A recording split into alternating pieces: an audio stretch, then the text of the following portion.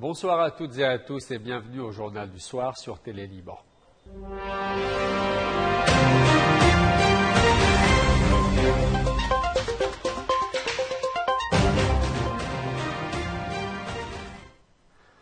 Le Liban prépare la conférence des donateurs. Au Sérail, le Premier ministre, Nawaf Salam, a reçu le représentant économique du président français, Jean de la Jaugie, en présence du ministre de l'Économie et de l'ambassadeur de France.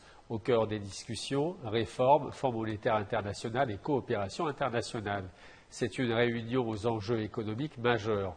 Au menu des discussions, le chemin difficile des réformes économiques, le projet de loi sur la restructuration du secteur bancaire ainsi que celui sur la gestion des fuites financières sont considérés comme des étapes indispensables avant tout accord avec le Fonds monétaire international.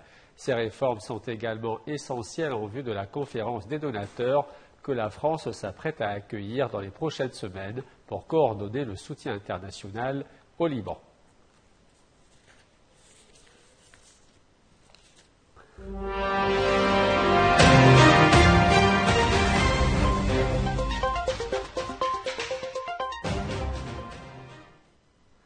La guerre s'intensifie entre l'Iran et Israël. Téhéran frappé avec une force sans précédent, Washington menacé, Moscou condamne, l'AIEA demande un accès urgent aux sites nucléaires et le monde redoute un blocage du détroit d'Ormuz. Le point sur le conflit à haut risque.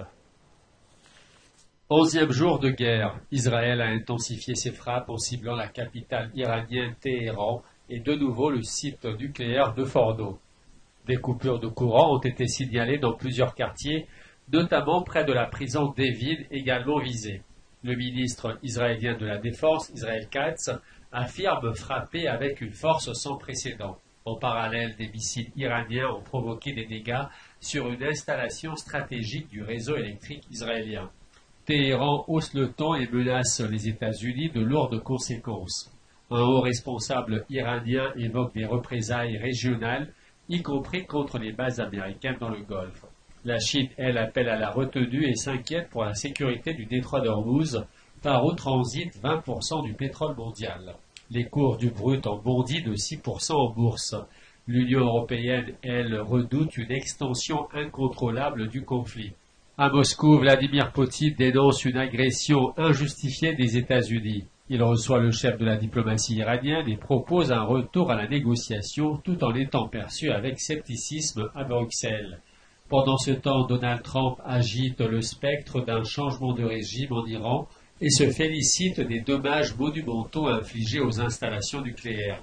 L'AIEA réclame un accès immédiat aux sites frappés. Son directeur avertit: l'incertitude sur l'uranium enrichi rend la situation extrêmement dangereuse. Dans l'ombre des bombes, l'avenir du programme nucléaire iranien reste opaque. Nouvelle tragédie en Syrie. Un attentat suicide a causé la mort de 22 personnes dans une église de Damas. Les autorités accusent le groupe État islamique dans un contexte de transition politique encore fragile. L'émotion est vive dans le pays comme à l'international. À Damas, les bancs d'église se sont transformés en débris. Au moins 22 morts et 63 blessés dans un attentat suicide qui a frappé l'église Saint-Élie dans le quartier chrétien de Douala. Devant l'église, une mère cherche désespérément son fils. Mon fils priait ici, son téléphone ne répond plus, souffle-t-elle. On pleure. À l'intérieur, des icônes ensanglantées, des morceaux de bois, des cris.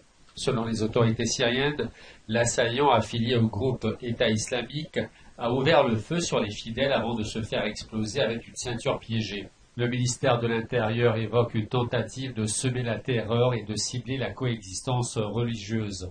Les réactions internationales ont été immédiates. L'émissaire de l'ONU pour la Syrie, Geir Petersen, dénonce une attaque ignoble et appelle à une enquête. La France parle d'un attentat terroriste abject, les États-Unis d'un acte de lâcheté. La Turquie, elle, condamne une attaque perfide contre l'unité syrienne. Depuis la chute de l'ancien régime en décembre dernier, la Syrie tente de se reconstruire. Mais les nouvelles autorités islamistes sont désormais appelées à protéger toutes les confessions, à commencer par les minorités chrétiennes.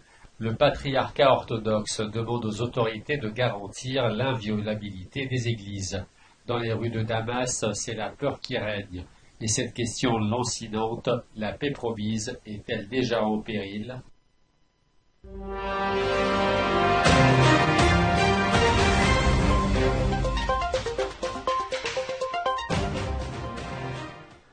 À l'ONU, le ton et la division s'installent. Après les frappes américaines sur des sites nucléaires iraniens, l'Iran accuse Washington de guerre injustifiée, tandis qu'Antonio Guterres alerte sur un cycle sans issue de représailles. Un projet de résolution a été soumis, mais l'équilibre diplomatique reste fragile. C'est une session d'urgence sous tension qui s'est tenue au Conseil de sécurité. L'Iran dénonce une agression militaire directe des États-Unis suite aux frappes sur ses sites nucléaires. Les États-Unis ont lancé une guerre contre mon pays sous des prétextes absurdes et inventés, déclare le représentant iranien Amir Saïd Iravani. Il qualifie le Premier ministre israélien Benjamin Netanyahou de criminel de guerre recherché et l'accuse également d'avoir pris en otage la politique étrangère américaine.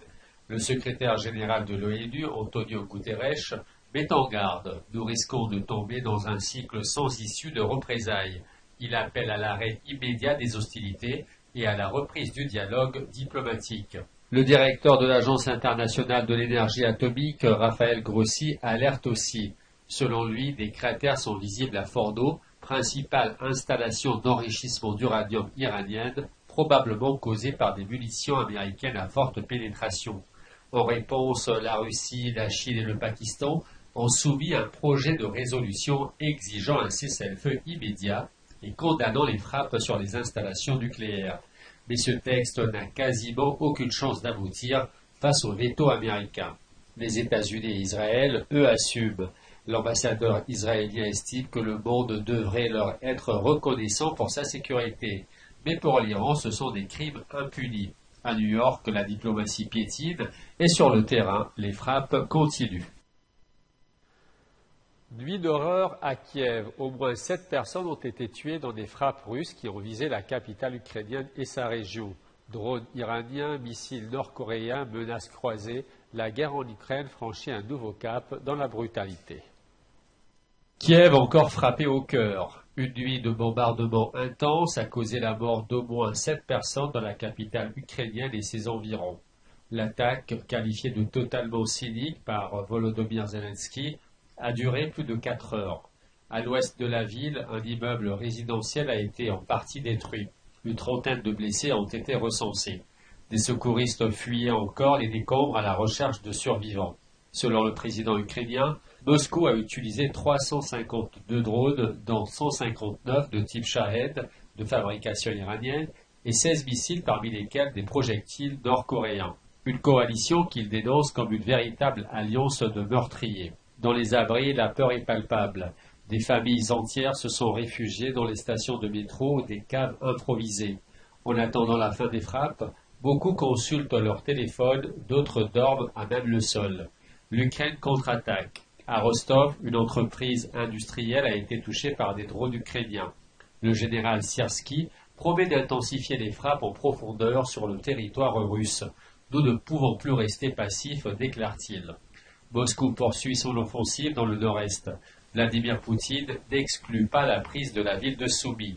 Dans l'impasse diplomatique actuelle, les frappes redoublent, les morts s'accumulent et la paix paraît toujours plus lointaine. Plus loin que le Moyen-Orient cette fois, au Venezuela, on vit toujours au rythme non des missiles mais de l'or. Monnaie d'échange, moteur économique, mais aussi source de misère, de violence et d'écocide, le précieux métal façonne le quotidien d'Eldorado où le mythe rejoint une réalité parfois brutale. Eldorado, un nom légendaire et une fièvre bien réelle. Ici, l'or est partout, dans les rivières, dans le sable et même dans les transactions du quotidien. Un commerçant pèse de la poudre d'or. Une femme paye avec une minuscule pièce dorée. À Eldorado, tout se paye en or. Un bidon d'eau, 3 millièmes de gramme, un sandwich, moins d'1 gramme, mais derrière cette monnaie dorée, un quotidien rude. José Tobias Tranquilli est mineur, il raconte.